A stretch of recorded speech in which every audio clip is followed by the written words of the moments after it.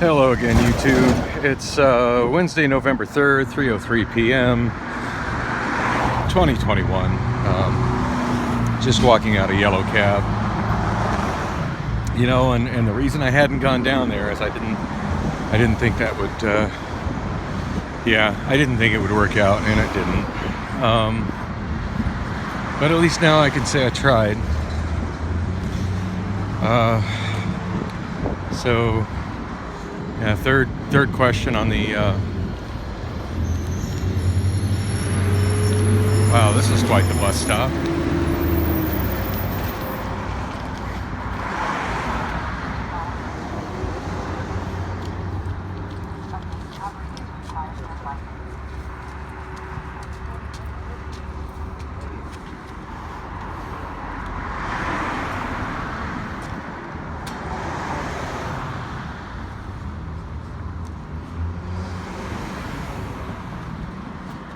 I didn't realize it's the bus stop. There's a sign there. It actually has the route number on it. 30. It's been knocked off of it's been hit by a car and knocked down. And as you see, the city of Phoenix is in no hurry to fix it. Interesting, it just says 30, and I'm reasonably sure that stop is also serviced by Route 32. Yep, you are blocking the crosswalk. But anyway, I'm walking back to Rob's shop. He swears that he's gonna get my car done in the next couple days, but at this point I'm just, I just don't believe it until I'm driving it. You know, it just feels like I've been waiting forever, and it's definitely been over a month. So anyway, where was I? Yellow Cab. So the application, third question down. I'm glad I read through it before I got any more than putting my name and birth date down.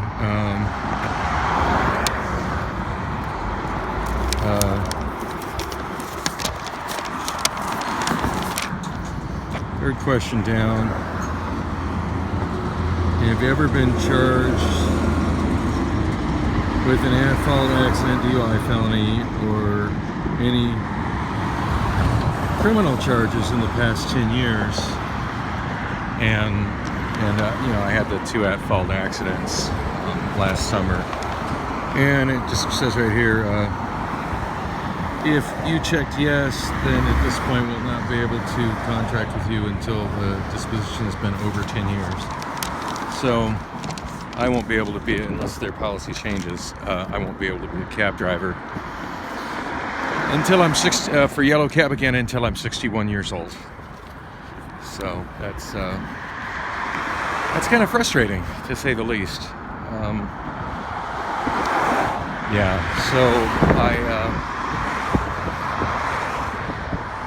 Interestingly enough, the guy in the office, you know, where they handle hiring the drivers, which is in the back, nobody I remembered or recognized, unfortunately.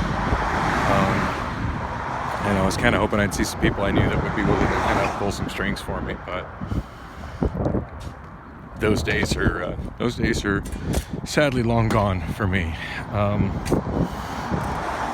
Anyway, he seemed pretty eager. He's like, well, hey, maybe it's not on the record, and blah, blah, blah, which is so strange, because, I mean, to see the person that does that hiring, hoping that they can slip me through the cracks, not knowing who I am and hoping they can slip me through the cracks, is just kind of, you know, like, that's something I would be hoping to maybe get away with, but certainly wouldn't expect the person doing the hiring to be hoping I could get away with that. So anyway, he asked the gal in the back office, about it, who apparently is the one who does the online MVR checks. And I told her it was last summer. I didn't even mention there were 2. I just told her it was a chargeable accident last summer. And she's like, oh no. She goes, it's in the system within about a day. So yeah, I was screwed on that.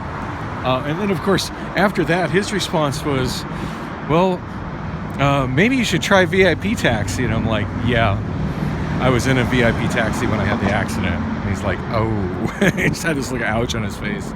I'm like, yeah, it really sucks because I was averaging about $400 a day.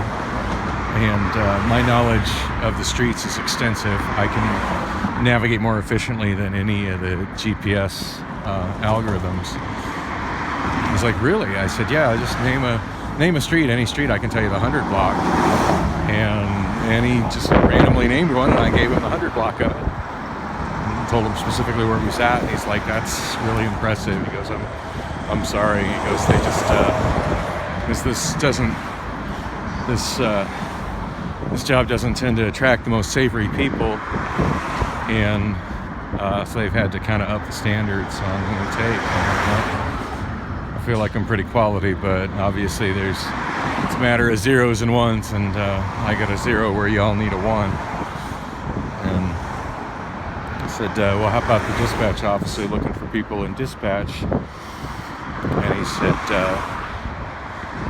yes. And so he brought me up front and had me fill out an application, which took a little while. And you know, for me, it's really rough to fill out an application because so much of a job application is work history. And for the last, I haven't had an employer. In fact, actually, the last employer I had was Yellow Cab. I worked in their dispatch office as a phone operator and dispatcher. And I want to say that was in the application actually asked when, and I just wrote that I couldn't remember when because I honestly can't remember when, it was so long ago. But I want to say it was in 2004, late 2000, yeah, probably about 2004 when I worked in their dispatch office. And they asked for the reason that I quit. I just said, not that anybody's ever going to look at that at this point, and I'll get to that reason of that in a minute. But I said that it was because of housing and transportation problems, which is exactly what the deal was. When I got that gig, I had an apartment not far from here, actually. Going the other direction down University, straight down. I was living in Tanglewood Apartments, which I've walked maybe about a quarter mile, half mile from Yellow Cab now. And I want to say it was just straight down this road. It was on University in Tempe, so, you know, at the other side of the freeway up ahead. That's where Tempe starts. It was...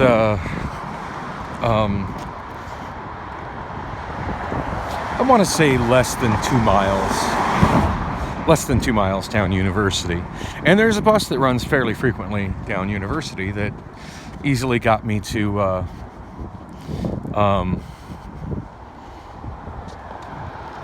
back at that point in time, it was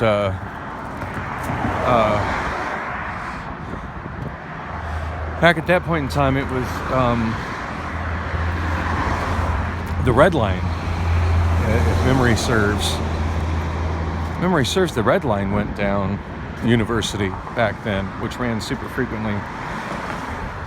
I can't recall if there was a University bus. I think both routes ran that stretch of University.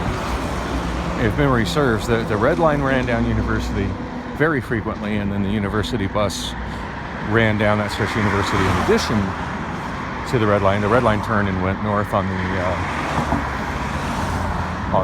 one, what is now 44th Street. It used to be the 153 back then.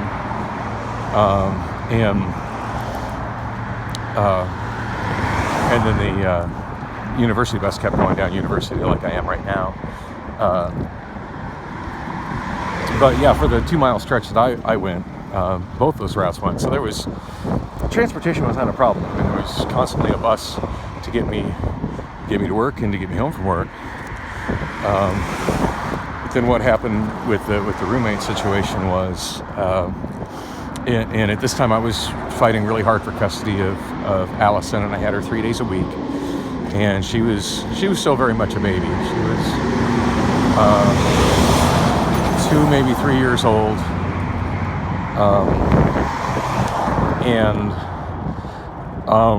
So it was the most paramount thing to me was having a safe place for her on the 3 days a week she was with me. And I came home and saw my roommate, who is an older woman who I thought was, somebody who was stable and not a problem, and was renting me a room for what seemed like a really reasonable amount. Anyway, I came home to find her in the living room shooting up heroin, and at that point it just no longer seemed like it was a safe place for me to be living with my daughter, and I just left. I didn't come back. I didn't want to be around a heroin junkie, and I didn't want my daughter to be around a heroin junkie. But because of leaving that apartment, I didn't really have anywhere to go, so I kind of started couch surfing, and it just was too difficult to maintain the job at. It was just too difficult to maintain the job at in the dispatch office at Yellow Cab when I didn't really know where and when I would be able to sleep. So I ended up having to quit over that. And the scary thing is it's so long ago, I don't remember if I was even able to give proper notice. It's a high likelihood that I wasn't. Because when those kind of changes happen, when your life is not very stable and these kind of changes happen, it's difficult to work around. A lot of people, it's such a big difference between the haves and the have-nots, and a lot of people that have stable lives, they really take it for granted how difficult it is for somebody who doesn't to get and maintain employment. Anyway, so back to that part of the application is something going to be looked at and reviewed, because one of the questions they asked was how much you were looking to be paid, and I put $20 an hour, which seems like a pretty reasonable amount when you consider that minimum wage in Phoenix, in Arizona, is $12.50 an hour. $20 an hour seems like a pretty reasonable amount to ask for a person who's extremely experienced and has a level of knowledge of streets and 100 blocks and the layout of the city that I have. So anyway, I put in $20 an hour and willing to negotiate that within reason. Anyway, when I turned in the application, and I didn't list any employers because that's the last employer I had. Everything, since then, pretty much all I've done has been, I had 4 days at VIP Taxi, which, they had me sign more papers than I could count to confirm that I understood that they were not my employer. I'm self-employed, I'm a contractor, not my employer. I guess I could have mentioned Lime. Now that I think about it, I could have put Lime on my application, but as I was filling it out, the fact that I spent 2 years working for Lime completely escaped my memory. And again, I was not an employee, that was a contractor situation. So, but yeah, I guess I could have wrote down Lime. But yeah, other than that, all I've been doing is my karaoke since 2005. So it's kind of weird. Like I don't have the kind of normal jobs and job references that people want on a job application. I just basically I've been working for myself since 2005. And to the average employer, that looks pretty bad. It's not what they're looking for. So anyway, I did put that I wanted $20 an hour. That ended up being the deal breaker there. So the gal at the front desk said that somebody would come out and speak to me right then, which was just like, great, okay, cool. It's a whole lot better than turning it in and waiting for a phone call that never comes, although that's honestly what I expected.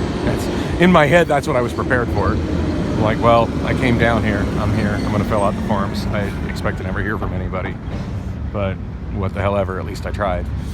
Anyway.